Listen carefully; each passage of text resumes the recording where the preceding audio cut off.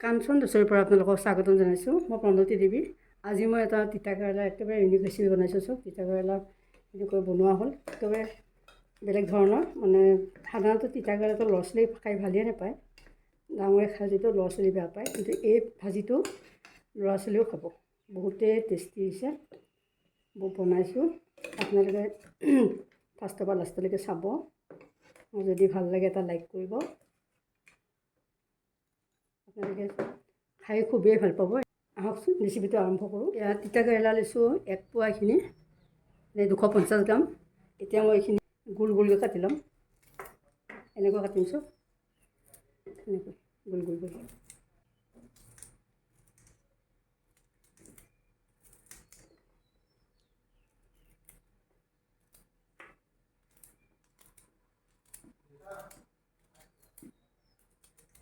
এনেকৈ কাটি লৈছোঁ।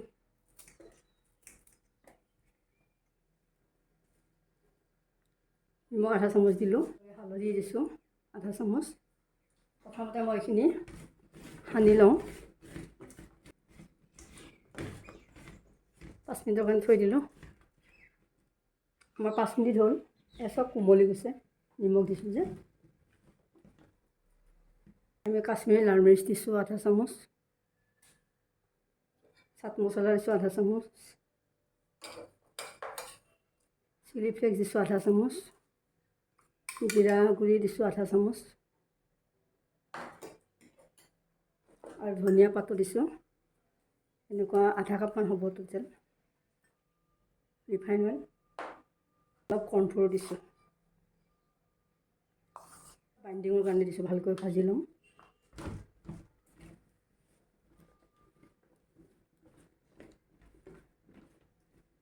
আমাৰ খানা হৈ গ'ল। আমি কেৰাহী পাতিলোঁ, গেছ অন কৰিলোঁ। এতিয়া আমি তেল দিলোঁ।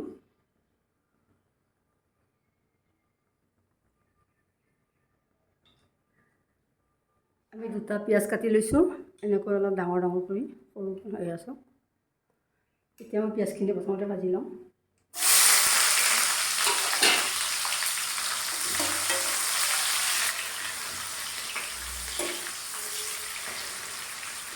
জলকীয়া দুটা দি দিছোঁ, মানে কেঁচা জলকীয়া পকা যেনিবা, ৰঙা জলকীয়া, শুকান জলকীয়া নহয়তো। আৰু গেছটো কমাই দিছোঁ, হৈ গ'ল।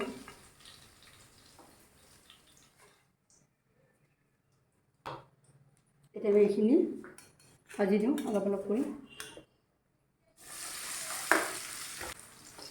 তেল এখন বহাইছোঁ, ইয়াতে মই সলনি কৰি দিওঁ। এইখনো ভাজিবলৈ বেয়া লাগি গৈছে, ননষ্টিকিখনত ভাজোঁ।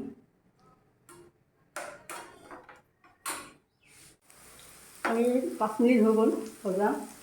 এতিয়া আমি এইখিনি নমাওঁ।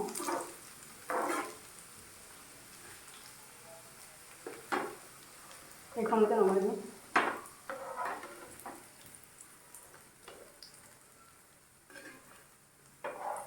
তিতা কেৰেলা সিজিছে।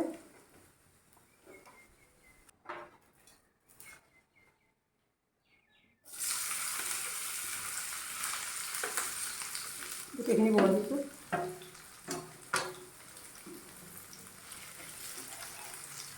এতিয়া আমি অকণমান কম জুই অলপ ঢাকি ৰাখিম, তিতা কেৰেলা ধুই অনা।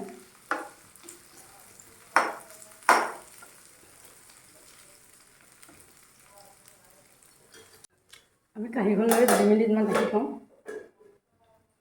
কম জুই, অলপ মিডিয়াম জুই দিছোঁ। আমি 2 মিনিট ঢাকি থ'লোঁ।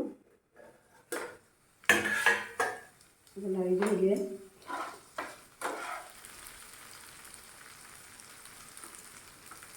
অলপ খুলি থৈছোঁ। এইখিনি ভজা 5 মিনিট হ'ল, আমাৰ হৈ গ'ল এতিয়া। আৰু মানে দুবাৰ ভাজিলোঁ, 5 মিনিটকৈ হৈ গ'ল। এতিয়া আমি এইখিনি গেছটো অফ কৰি দিলোঁ। আমি এইখিনি ইয়াত লওঁ।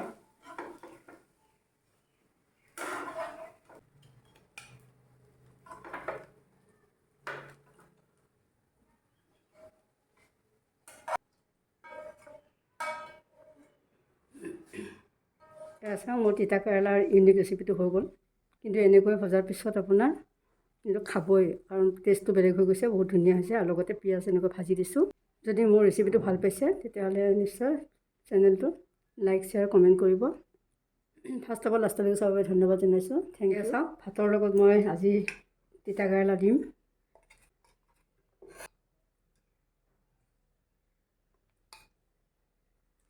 আৰু লগতে মই পিঁয়াজখিনি ওপৰত দি দিছোঁ। এনেকৈ খালে আপোনাৰ বহুত টেষ্ট লাগে, আপোনালোকে এনেকৈ খাব পাৰিব। এয়া চাওক, কিছু এয়া মাছ বনাইছোঁ, টেঙা, এয়া মাংস। এনেকৈ খালে বহুত ভাল লাগিব। আপোনালোকে এনেকৈ ট্ৰাই কৰিব। আৰু যদি মোৰ চেনেলটো আপোনালোকে ছাবস্ক্ৰাইব কৰা নাই, ছাবস্ক্ৰাইবটো কৰি ল'ব। Thank U.